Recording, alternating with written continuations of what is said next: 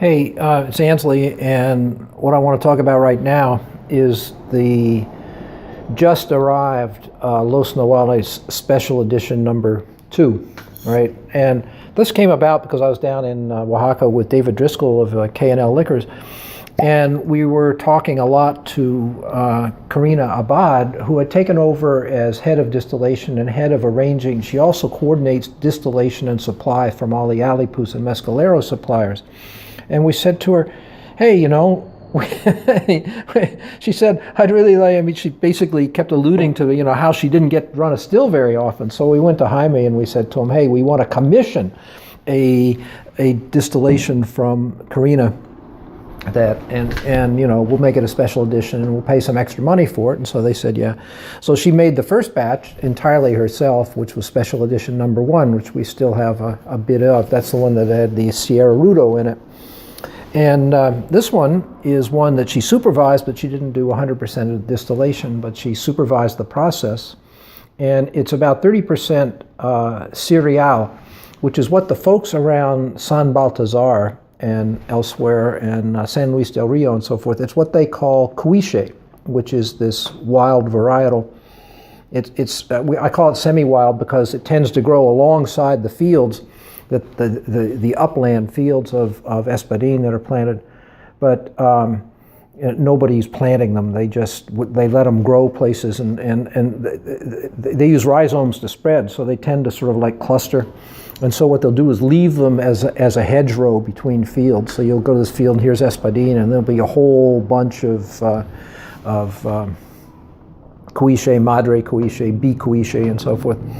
And apart from Madre Cuiche, which is really a pretty different form of the Karwinski, the rest of them are all very similar to each other. Some of them are a little taller.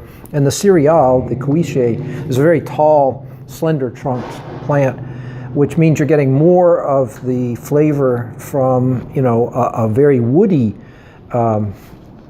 stalk. It's much woodier than the big old balls you get from the espadín. And so you get these kind of a little more, I think, it's hard to describe a fibrous aroma and taste, but I can distinguish it. And it also has a very high sugar content, so you tend to get all this sort of like fruity sweetness in it. But it also has this bitterness to it, which I like, and other people like too. But and when Karina talks about this, she talks about how it's got these beautiful chocolate overtones.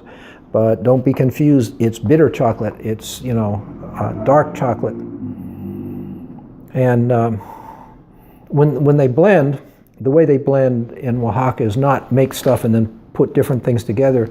They put the agaves in the same fire pit and they roast and crush and ferment them all at the same time. That's how they're blended. So they're basically blended by weight.